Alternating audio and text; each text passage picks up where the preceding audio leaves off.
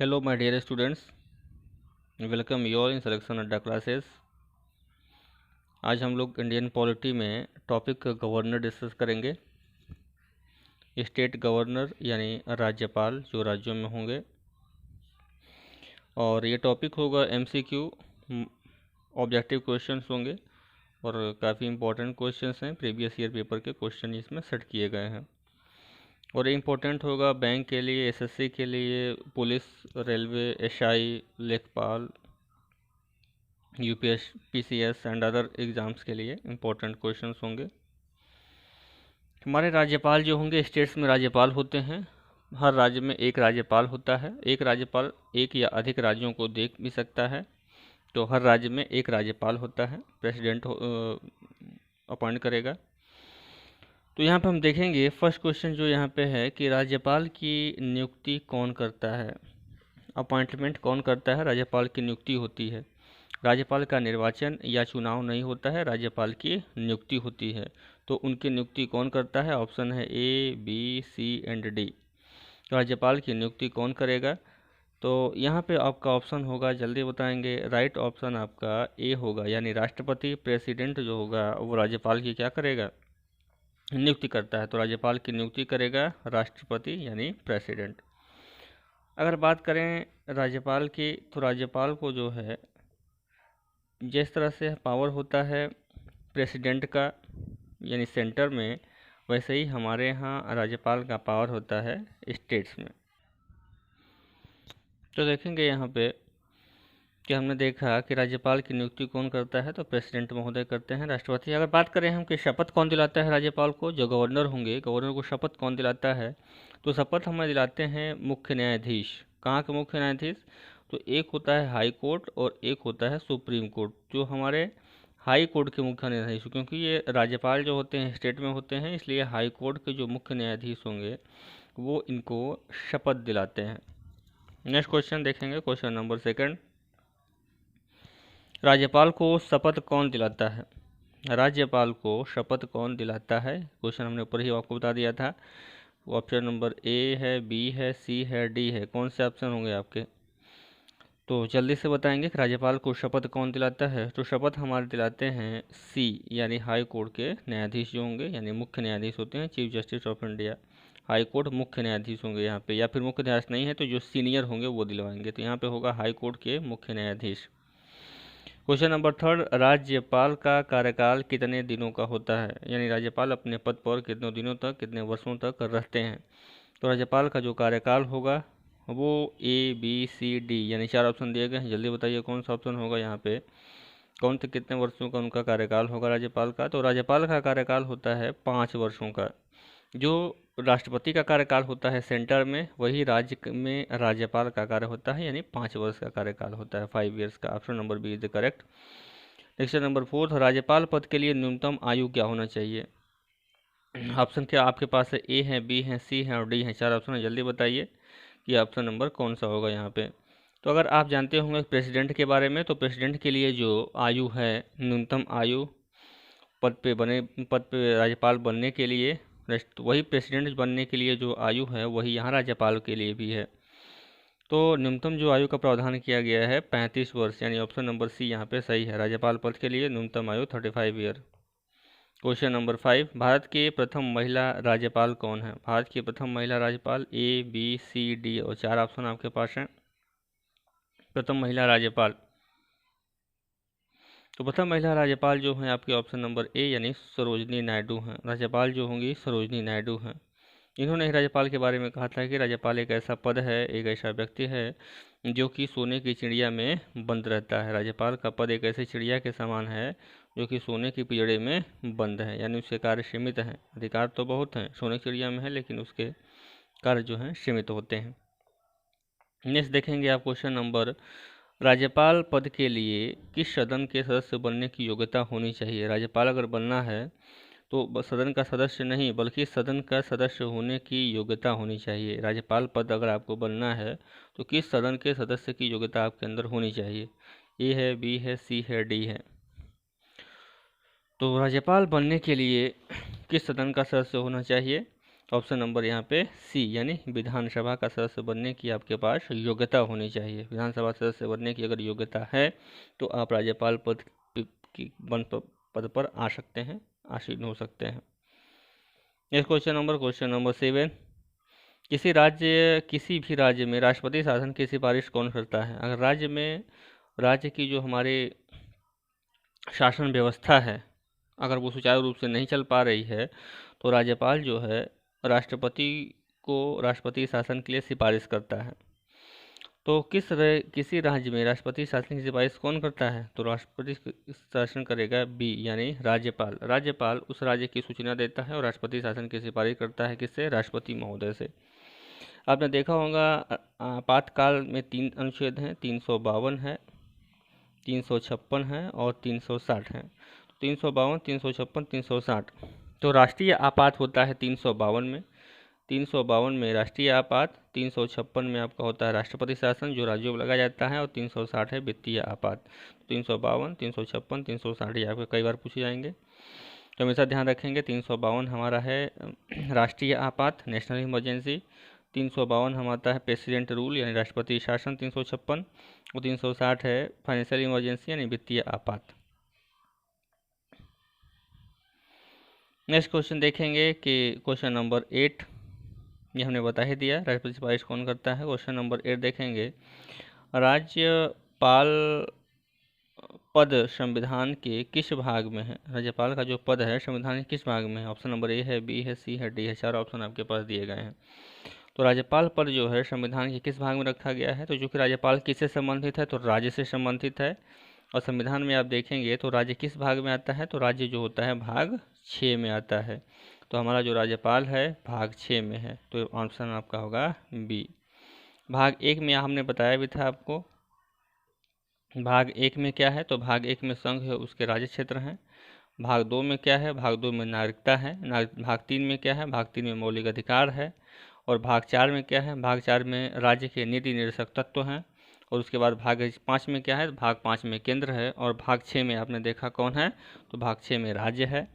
भाग 7 में क्या है? तो भाग 7 को समाप्त कर दिया गया है। भाग 8 में क्या है? तो भाग 8 में जो है हमारा यूनियन टेरिटरीज यानी केंद्र शासित प्रदेश है। तो हमने आपको बता दिया भाग यहाँ पे। भाग 1 है केंद्र उसके राज्य क्षेत्र, भाग 2 में है आपका नागरिकता, और भाग 3 में है मौलिक अधिकार, भाग 4 में राज्य केंद्र शासित तत्व, भाग 5 में है केंद्र, और भाग 6 में आ गया राज्य। तो राज्यपाल जो है किस संबंधित राज्य से? तो भाग 6 में है।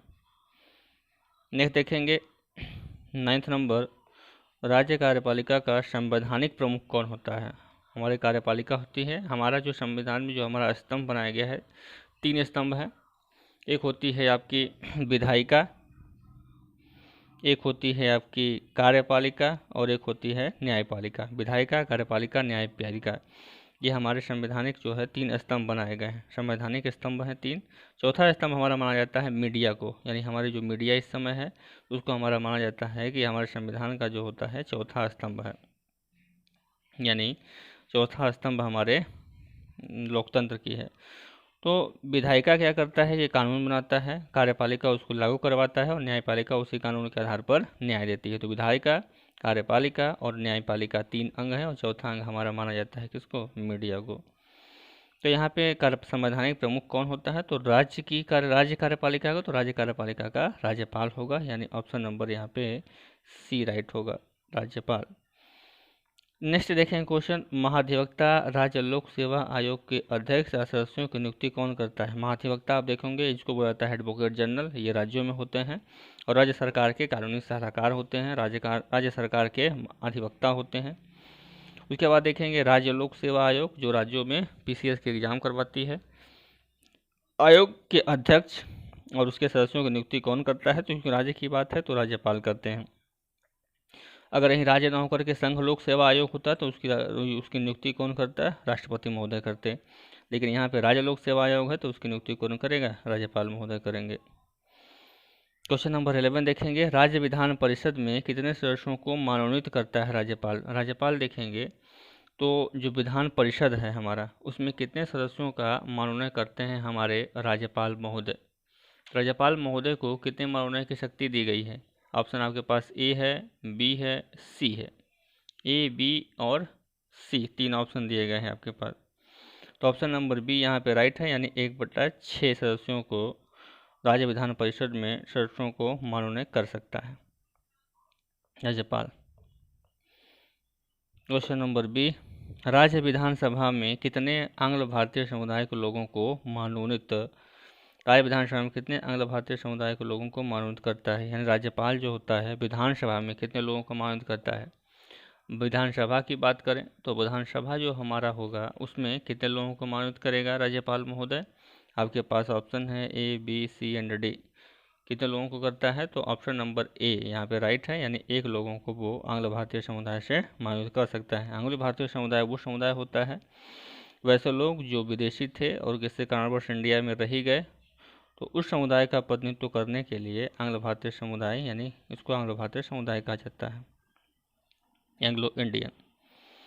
नेक्स्ट देखेंगे क्वेश्चन नंबर आपका है 13, राज्यपाल द्वारा जारी अध्यादेश कितने दिनों तक वैध रहता है। यहाँ मैं बता दूं अध्यादेश के बारे में कि जब हमारे राज्य विधानमंडल यानी विधानसभा या विधान परिषद, राज्य विधानमंडल जब हमारा नहीं चलता है और उस समय कोई अगर सख्त नियम की ज़रूरत पड़ गई है या कुछ लॉ बनाने की ज़रूरत पड़ गई है, कुछ अध्यादेश जारी करने की ज़रूरत पड़ गई, तो उस समय राज्यपाल को पावर होता है कि वो कोई भी नियम या अध्यादेश जारी कर सकता है।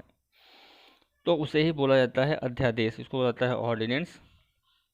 और इसकी वैधता कितने, मान लीजिए राज्यपाल ने अध्यादेश जारी कर दी तो उसकी वैधता कितने दिन की रहेगी। ऑप्शन है A, B, C and D. आपके पास 4 ऑप्शन दिए गए हैं कि कितने सप्ताह तक ये वैध रहता है।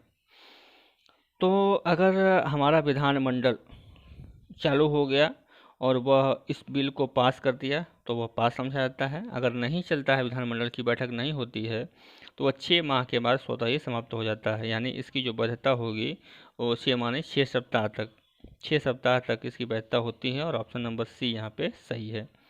राज्यपाल द्वारा जारी अध्यादेश कितने दिनों तक वैध रहता है, तो 6 सप्ताह तक वैध रहता है, 6 सप्ताह के बाद ही अपने आप ही समाप्त हो जाता है। और किस अनुच्छेद के अंतर्गत ये अध्यादेश जारी करता है, तो अनुच्छेद 123 यानी 213, अनुच्छेद 213 के अंतर्गत ये अध्यादेश जारी करता है। और अध्यादेश की वैधता 6 सप्ताह की होती है। कई बार और कई एग्जाम में पूछे गए हैं, यानी पीसीएस के एग्जाम में पूछा गया, आईएएस के एग्जाम में पूछा गया, एसएससी में, रेलवे में कई बार एग्जाम रिपीट किए गए हैं। तो आर्टिकल 213 213 के अंतर्गत राज्यपाल अध्यादेश जारी करता है जिसकी वैधता 6 सप्ताह तक होती है। सेम यही जो होता है प्रेसिडेंट यानी राष्ट्रपति भी जारी करता है। अगर हमारे केंद्र में सांसद यानी पार्लियामेंट, संसद जो होती है पार्लियामेंट अगर चालू नहीं है, सत्र उसका शुरू नहीं है, तो सत्र नहीं रहने पर अगर किसी भी नियम कानून की आवश्यकता होती है तो उस समय राष्ट्रपति अध्यादेश जारी कर देता है। और उस अध्यादेश की भी जो वैधता होती है वो 6 सप्ताह के लिए होती है। 6 सप्ताह के बाद ऑटोमेटिक वो समाप्त हो जाता है अगर वो संसद में पास नहीं हो पाया है।